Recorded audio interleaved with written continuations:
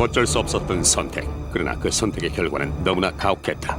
남은 것이라고는 평생 아물 수 없는 상처뿐. 이제 마지막 희망을 찾기 위한 그녀들의 탈출이 시작된다.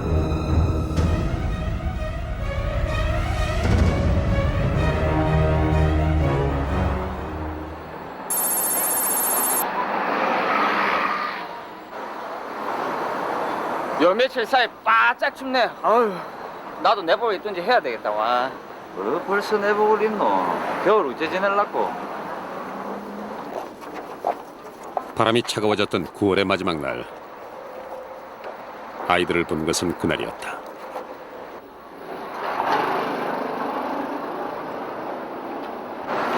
윤영사 쟤들 봐라. 이 시간에 학교도 안 가고 날도 이래 추운데 옷도 저렇게 입고 안 이상하나? 가출 청소는 아이가 요즘 아들은 집 나와도 저래가 안 댕기는데 한번 알아봐야 되겠네.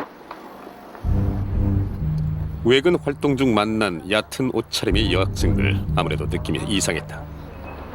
저 여기 살아요. 간단한 인적 사항을 묻는 질문에도 쉽게 대답을 하지 못하는 여학생들.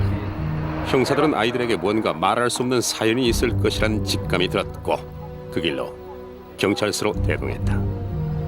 형사 외근 활동 중에 이런 시간에 어린 아이들이 소지품도 없고 가방 같은 것도 없이 길거리 배회하는 거를 그래 처음 이제 보게 됐는데 저희가 봐도 그래 가출 청소년 같고 혹시나 싶어가지고 또 다른 범죄라든지 이런 데 휘말리지 않을까 걱정이 돼가지고 선도 차원에서 이제 걔들 만나가지고 기가 조치시키려고 했는데 저희가 인적사항 같은 거라든지 집 전화번호 이런 거 조사하는 과정에서 좀 미심쩍은 부분이 좀 있어 계속 물어보니까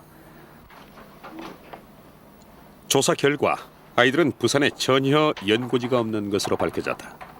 그러면 너 집이 부산이 아니란 말이지. 그러면 너 집은 어디고? 주민등록증은 있고? 저는 있고 얘는 아직 없어요. 그럼 너희들 집은 어디고? 이거 조사하는 거 아니니까 편안하게 말해봐라. 혹시 너희들 집 나왔나? 어디서 왔지? 왔던 곳을 묻자 이내 눈물을 흘리고 마는데 대체 어떤 아픈 기억이 이 아이들을 붙잡고 있었던 것일까?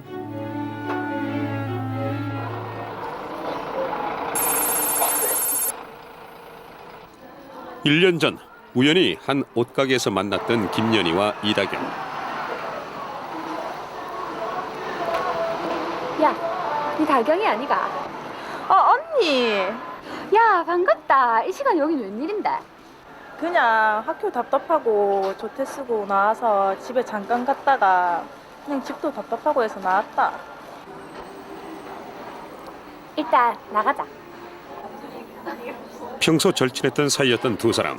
그간의 근황을 물어보는 것도 잠시. 어느새 고민이 하나둘씩 나오기 시작하는데 그래서 그러면 학교도 그만둘 거가? 그냥 빨리 돈 벌고 싶다. 집도 그렇고 그냥 아르바이트라도 할까? 이런데 해봤자 시급 얼마나 된다고. 몸만 고달프다. 그렇지. 잠시 망설였던 연희는 조심스럽게 말을 꺼내는데 다경아, 네 언니랑 큰돈 한번 벌어볼래? 응? 네가 학교에 뜻이 없다고 해서 하는 말인데 우리 일찌감치 돈이나 버는 게 나중을 위해서도 더 낫지 않겠나? 어딘데? 어디 돈 많이 벌 수 있는 데 있나 보네. 언니 진짜 의리 없다. 그런 데 있으면 빨리 말해야 되는 거 아닌가? 다경이 전해 들은 이야기는 실로 놀라운 것이었다. 어? 진짜가 언니야. 나도 자세히는 모르는데 그렇다더라. 혼자 가길 망설였던 연희는 그 자리에서 다경과 함께 떠날 계획을 세웠다. 같은 동네에서 자란 선후배 사이인데요. 평소에 이제 잘 알게 됐고 우연하게 길거리 가다 만나가지고 서로 이런저런 이야기하는데 서로가 학교를 안 다니고 돈을 좀 큰 돈을 목돈을 벌고 싶다는 그런 생각을 같이 가지게 돼가지고 그래 또 이렇게 가출하다 보니까 돈도 필요하고 그래서 뭐 아는 사람 통해 갖고 일자리를 소개받고 정확히 거기서 무슨 일을 하는지 그곳이 어딘지 그런 것도 전혀 모르고 그렇게 떠난 것 같습니다. 그로부터 2주 후 대구에서의 생활을 모두 정리하고 무작정 길을 떠난 연희와 다경. 일자리를 소개받을 당시 숙식 제공은 물론 동업 형태로 총 수익금의 40%를 준다는 말만 믿고 이곳으로 왔는데 왔나? 잘 왔다. 온다 고생 많았지? 네? 네. 그것이 그들과의 첫 만남이었다. 왔네? 어머, 너무 예쁘다. 먼 길 온다고 고생 많았지? 네. 야, 민호야. 이리 나와봐라. 애들 왔다. 자신들을 함께 일할 가족이라며 소개했던 그들.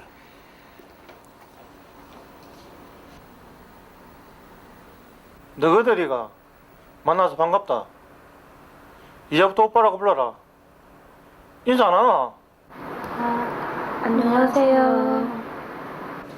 그리고 앞으로 같이 일해야 되니까는 사이들 좋게 지내. 어? 그리고 너희가 무슨 일을 하냐면은 당신도 참. 애들 온다고 피곤할 텐데 좀 쉬게 해야지. 내가 너희들 온다고 삼겹살이랑 좀 샀거든? 우리 오늘 삼겹살 파티하자. 어때? 좋지?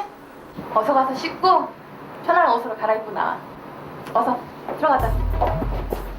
어떤 곳인지 앞으로 자신들이 할 일은 무엇인지 어느 것 하나 명확한 것이 없었지만 확실한 것은 큰 돈을 벌 수 있다는 것이었다. 다음 날부터 본격적인 일이 시작됐다. 서빙이나 배달을 하는 등 단순한 서비스직으로 소개받았던 일. 그러나 얘기는 전혀 달랐고 하나둘씩 납득할 수 없는 규칙들이 생기기 시작했다. 니네 이제부터 아침 9시까지 나와. 오늘 하루만 내가 봐준다. 이제부터 지각하면 시간당 3만 원씩 깐다. 알았지?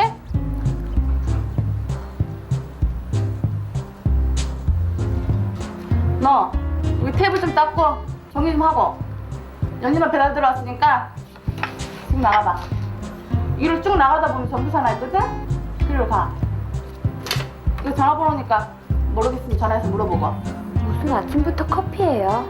예, 커피 먹고 싶은데 아침 저녁에 어딨어? 빨리 가! 여기.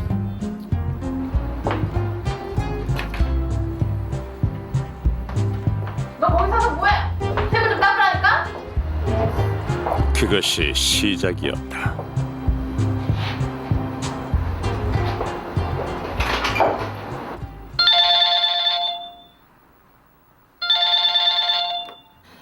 네, 미화다방입니다.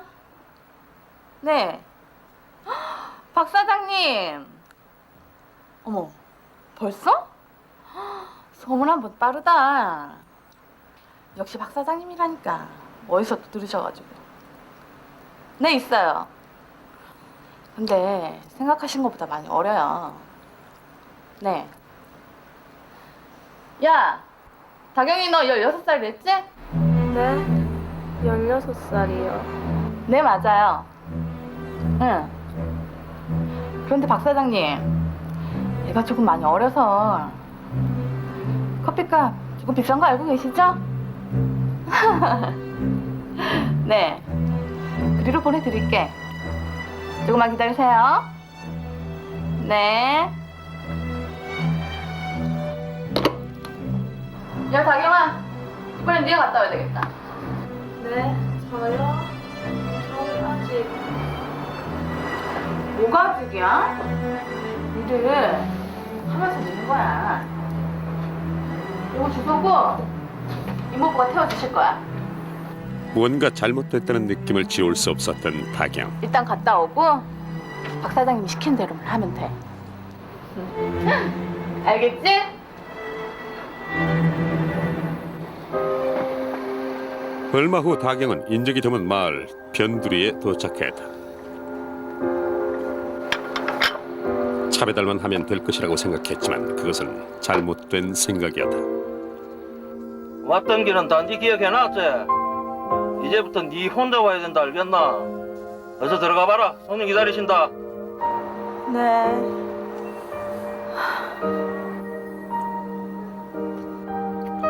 다경이 일을 하게 된 곳은 불법으로 운영되는 이른바 티켓다방.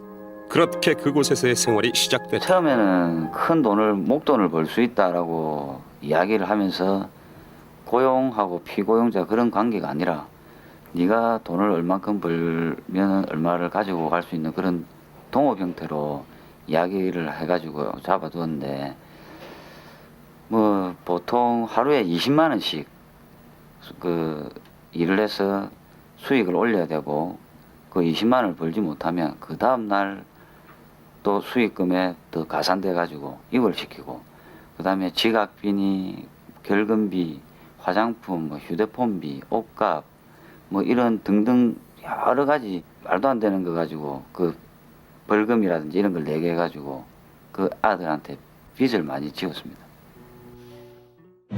그 후 일은 계속됐다. 연희와 다경은 각자 매일 20만 원씩 매상을 올려야 했고 그것은 일종의 의무 규정 같은 것이었다. 오전 9시부터 새벽 1시까지 무려 하루에 16시간을 꼬박 일했던 김연희와 이다경. 그런 생활들이 계속되면서 연희와 다경은 원하는 돈만 손에 넣으며 언제든 떠나려고 마음을 먹었지만 그건 결코 쉽지 않았다. 일을 계속할수록 시간당 3만 원의 지각비와 35만 원에 달하는 결근비 등 각종 명목으로 빚은 늘어만 갔고 그곳에서 빠져나온다는 것은 아예 불가능한 일이었다. 왜 하필 이곳으로 오게 된 것인지 자신들의 선택에 대해서 후회도 해봤지만 이제 지난 시간을 되돌리기엔 너무 늦어버렸다.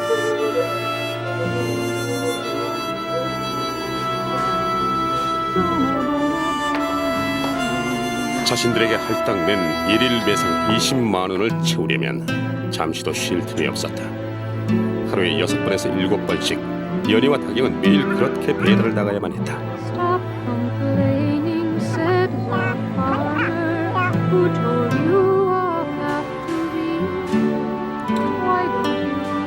매일 그렇게 일을 했지만 돈을 모으기는커녕 각종 명목으로 늘어난 빚을 갚기에도 수입은 턱없이 부족하기만 했다.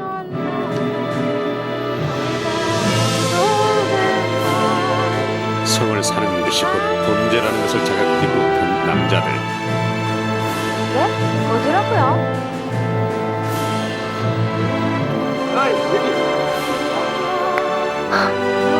빨리 와. 연희와 다경은 늘 그런 사람들을 상대해야 이런 데서 커플시키고 참. 그렇게 시작한 일이 어느새 해를 넘겨가며 계속되고 있었다. 시간이 흐를수록 법조 최호철과 박인희의 수입은 날로 불어났다. 매상 외에도 연희와 다경에게 벌금으로 부과되는 모든 것들은 그들의 수입이 되었다. 그리고 그것이 다가 아니었다. 나한테 비싼 거야. 근데 그냥 주는 거 아니거든. 너 월급에서 빠는 거다. 열심히 일하고 살아야겠다.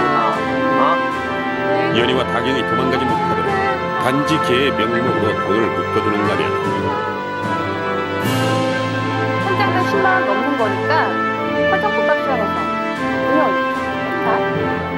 옷값, 화장품값 모두 그들의 월급에서 충당했다. 연희와 다경에게 남은 것이라면 날로 늘어가는 빚뿐이었다. 그렇게 그들의 수입은 기하급수적으로 불어났다. 1년이 넘는 시간 동안 각종 명목으로 착취해 그들이 불법적으로 편취한 금액은 모두 1억 5천만 원에 달하는 것으로 드러났다.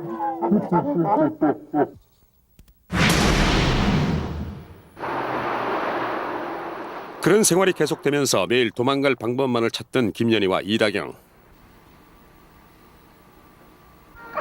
그러나 매일 저녁 언제나 업주의 아들 최민호가 그들의 방 입구에서 감시를 했고 도망간다는 것은 사실상 불가능한 일이었다.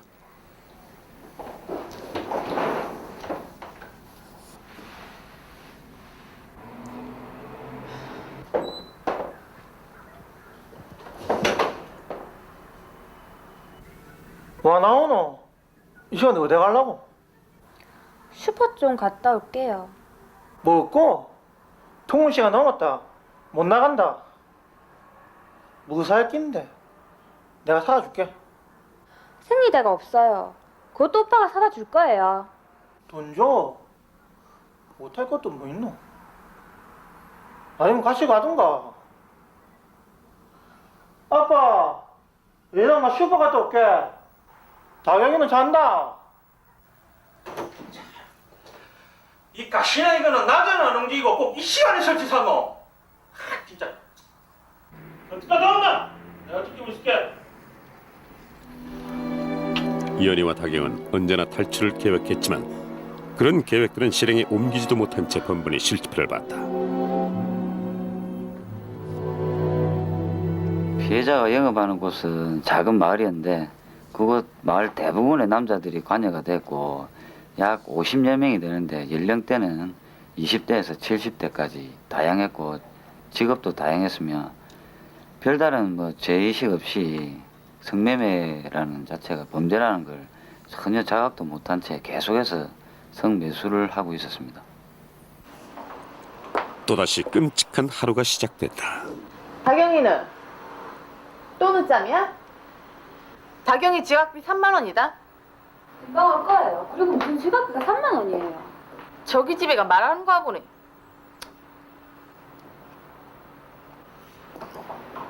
일찍 다녀라. 장사도 안 돼 죽겠는데 니네까지 속삭일래? 늘 똑같은 하루였지만 그날만큼은 왠지 조용했다. 연희와 다경은 바로 오늘이 그날일지도 모른다는 예감이 들었다. 아 정말 왜 이렇게 장사가 안 되지? 아 짜증나 죽겠네 진짜. 두 번 다시 찾아오지 않을지도 모르는 절호의 기회. 이모, 화장품 가게 좀 갔다 올게요.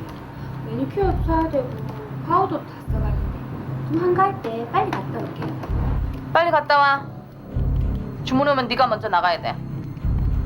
다경이 쟤는 몸이 안 좋다고 그러니까 단속도 있고. 빨리 갔다 와. 그녀들의 예감은 확실했다. 별다른 의심을 사지 않고 나간 김연희. 이제 다경만이 남았다. 이모, 저 과자 먹고 싶은데 이모는요? 먹고 싶으면 사와. 진짜요? 근데 내 몸이 좀 아픈데 이모가 좀 사다 주면 안 돼요? 내가 니년들 수발 드는 것도 모자라서 과자까지 사다 바치니? 슈퍼까지 거리 얼마 된다고. 빨리 갔다 와. 알겠어요. 빨리 갔다 올게요. 그렇게 가게를 벗어나는 데 성공한 다경. 작은 마을, 시간을 지체하다간 또 어떤 일이 생길지 모른다. 불안한 마음에 점점 발걸음이 빨라지는데 연희와 만나기로 한 장소까지 무사히 도착해야만 하는 상황. 지금 이 시간에 신랄 같은 희망이 걸려있다. 그 시간 아이들이 돌아오지 않는 것을 눈치챈 박인희. 그러나 이미 때는 늦었다.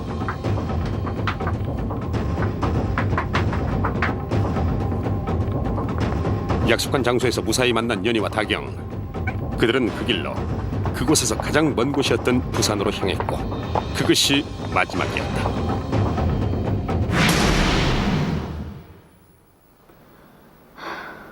아이들의 이야기는 거기까지였다.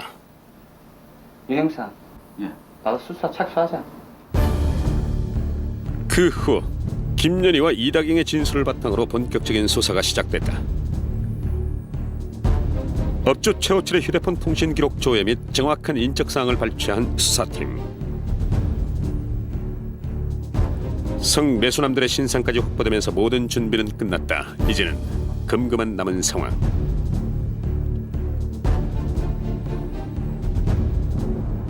같은 시간 수사팀의 추적을 눈치채지 못한 최호철은 계속해서 아이들을 찾고 있었는데 아직 아들 연락 없나? 일부러 전화도 안 받고. 아, 이 기집애들 정말.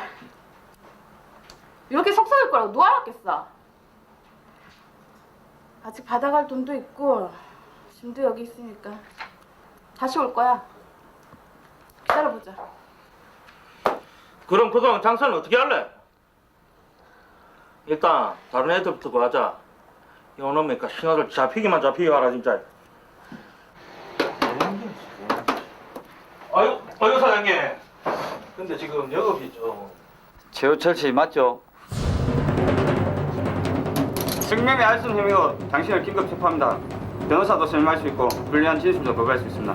자신들의 욕심을 채우기 위해 성매매를 강요한 업주 최호철과 박인희 성매매 알선 혐의로 검거.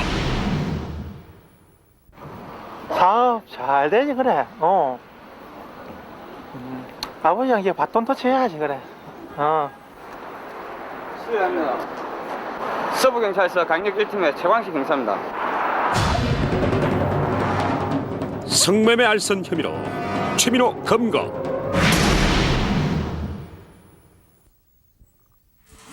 실제 피해자들이 일했던 티켓 다방의 내부. 다방이라고 하기에는 너무나 조악한 시설들이 이곳이 오직 성매매만을 목적으로 운영된 곳임을 말해주고 있었다. 피해자들이 1년 동안 생활했던 숙소는 더욱더 심각한 상황. 곰팡이가 가득한 이곳에서 그녀들은 성매매를 강요받고 수많은 착취를 당했다. 현장에서 발견된 장부는 그동안 그녀들이 얼마나 착취를 당했는지를 여실히 보여준다. 지금 2006년 1월 1일 매상 같으면 35만 6천 원입니다. 그럼 여종업 둘이서 이 집에 차 한 잔에 커피 한 잔 값이 2천 원인데 그 2천 원에 한 잔을 몇 잔을 과연 팔아야 이 매상을 올리느냐.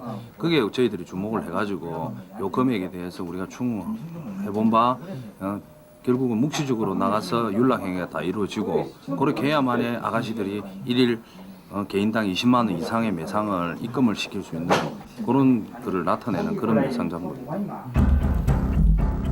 그동안의 매상이 기록된 장부. 하루 매상이 20만 원을 넘는 것은 기본, 심지어 매상이 60만 원 가까이 된 날도 있었는데 이 돈을 벌기 위해서 그녀들은 자신들의 미래를 포기해야만 했다.